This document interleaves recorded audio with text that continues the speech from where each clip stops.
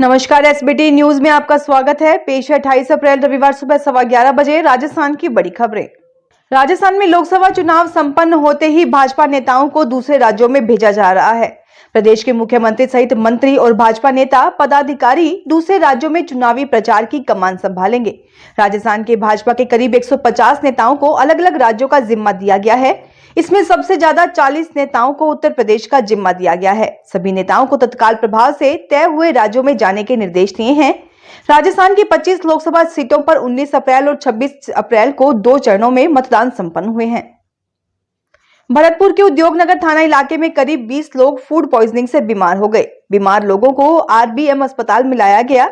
कुछ लोगों को प्राइवेट अस्पताल में भर्ती किया गया है। सभी लोगों ने शादी के घर में खाना खाया था, तभी से उनकी तबीयत बिगड़ी है। मरीजों ने बताया कि सांतरुक गांव में 25 अप्रैल को लड़की की शादी थी। 24 अप्रैल को लड़की के घर कड़ी चावल और पूरी सब्जी बनी थी। लड़की के परिजनों और आसपास के लोगों ने खाना खाया और सभी लोग घर चले गए।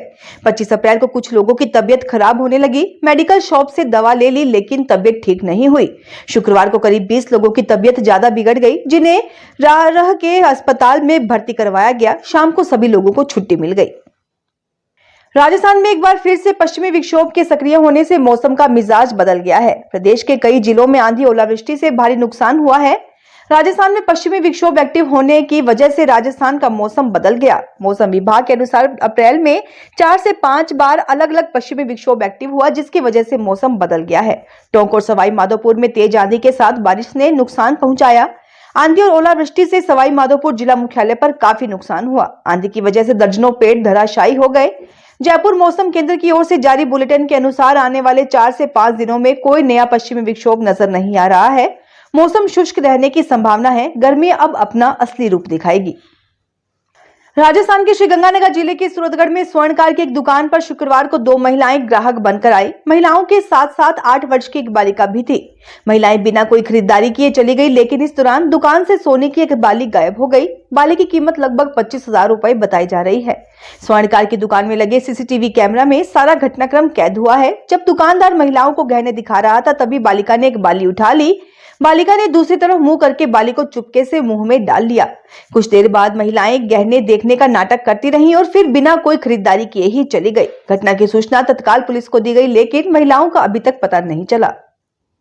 दिल्ली हाई कोर्ट ने केंद्र से सवाल किया है कि क्या इंडियन आर्म्ड फोर्सेस के Indian military academy, Indian naval academy और एयरफोर्स एकेडमी में कंबाइंड डिफेंस एग्जामिनेशन के जरिए महिलाओं को एंट्री मिल सकती है। हाई कोर्ट ने केंद्र को 8 हफ्ते में जवाब देने को कहा है। कोर्ट ने ये आदेश कुश कालरा नाम की याचिकाकर्ता की याचिका पर दिया। हरियाणा में पहली बार लोकसभा चुनाव में वोटर इन क्यू मोबाइल ऐप यूज किया जाएगा। इस बार होने जा रहे लोकसभा चुनाव में इस ऐप का ट्रायल किया जाएगा। शुरुआती दौर में सूबे की 19 विधानसभाओं में ट्रायल किया जा रहा है। इसका प्रयोग यदि सफल रहा तो इसी साल होने वाले विधानसभा चुनावों में सभी 90 विधानसभाओं में इसे लागू किया जाएगा। इस ऐप का सबसे बड़ा लाभ यह है कि वोटरों को वोट डालने के लिए अधिक समय तक इंतजार नहीं करना पड़ेगा। वह भीड़ कम होते ही वोट डालने के लिए जा सकते हैं। नई दिल्ली से अहमदाबाद जा रहा इंडिगो का एक प्लेन लैंडिंग गियर में समस्या के कारण शनिवार दोपहर को वापस नई दिल्ली लौट आया। फ्लाइट दोपहर को 2:40 पर दिल्ली हवाई अड्डे पर सुरक्षित रूप से लैंड कर गई। प्लेन में 170 लोग सवार थे। लैंडिंग के लिए इमरजेंसी घोषित कर दी गई थी। हरियाणा के पूर्व मंत्री अनिल विज ने पूर्व मुख्यमंत्री मनोहर लाल को शेर की संज्ञा दी है।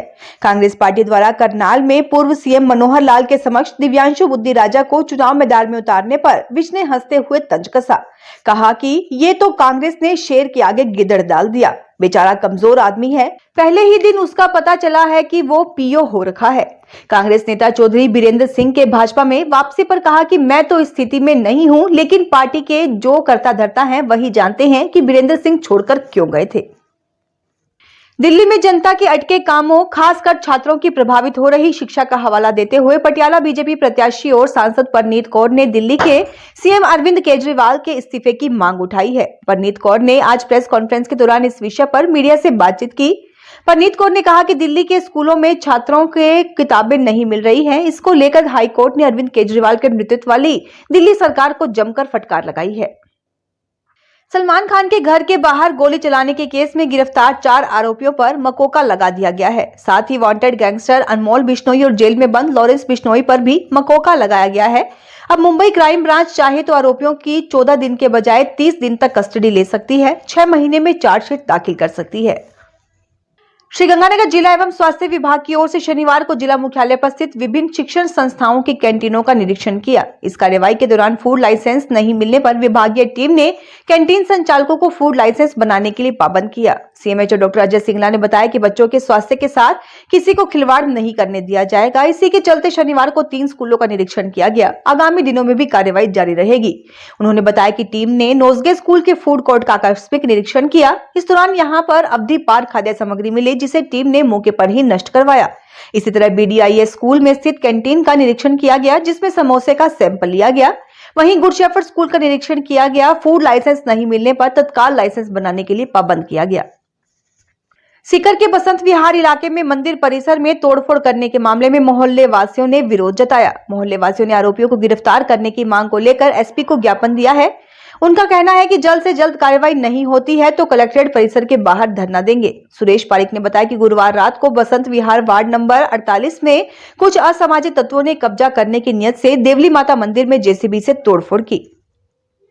बारा शहर स्थित कृषि उपज मंडी में सीजन के चलते लहसुन की आवक बढ़ गई है। पिछले दिनों बम्पर आवक होने तथा व्यापारियों की ओर से सीमित मात्रा में माल खरीदने से माल डंप हो गया था, जिसके बाद मंडी समिति की ओर से लहसुन की एंट्री पर रोक लगा दी थी। मंडी में डंप माल की नीलामी होने और उठाव के बाद अब शेड खाली होने लगे हैं। ऐसे में अब मंडी में लहसुन की एंट्री 29 अप्रैल सोमवार से शुरू करने का निर्णय लिया है। मंडी सचिव मनोज कुमार मीना ने बताया कि पिछले दिनों लहसुन की बम्पर आवक होने से तीनों कवर्ड शेड ठसाठस हो गए थे। बिजली के भारी भरकम बिल स्वास्थ्य विभाग की जेब खाली कर रहे हैं। अकेले अलवर जिले के 21 सामुदायिक व प्राथमिक स्वास्थ्य केंद्रों के बिजली बिलों पर सालाना 1.25 करोड़ रुपए खर्च हो रहा है। इसमें अलवर शहर के जिला अस्पताल का बिजली खर्च अलग है। जिला अस्पताल और जनाना अस्पताल का बिजली खर्च हर महीने करीब 22 लाख रुपए आ रहा है। इतना बिजली बिल चुकाने के बाद भी सीएचसी और पीएचसी पर हाल अच्छे नहीं है। गर्मियों में न पंखों की सही व्यवस्था है और न ही वार्डों में कूलर चलाए जाते हैं। इस वजह से मरीजों को खासी परेशानी का सामना करना पड़ता है। बॉलीवुड सिंगर सचेत टंडन और परंपरा ठाकुर जोधपुर पहुंचे। वे यहां एक निजी इवेंट में हिस्सा लेने आए हैं। जोधपुर एयरपोर्ट पर इनसे सेल्फी लेने के लिए युवाओं की भीड़ जुट गई। सचेत ने कहा कि वह एक निजी इवेंट में हिस्सा लेने जोधपुर आए हैं। उन्होंने अपने हाल ही में लॉन्च किए एल्बम अच्छा लगता है पर बात की। वहीं परंपरा ने कहा कि उन्हें राजस्थान बेहद अच्छा लगता है। फिलहाल इस बुलेटिन में इतना ही, फिर हाजिर होंगे और बड़ी खबरों के साथ। अगर आप भी अपने आसपास की छोटी बड़ी और महत्वपूर्ण खबरों से अपडेट रहना चाहते हैं तो सब्सक्राइब कीजिए हमारे चैनल एसपीटी न्यूज को और प्रेस कीजिए बेल आइकन पर।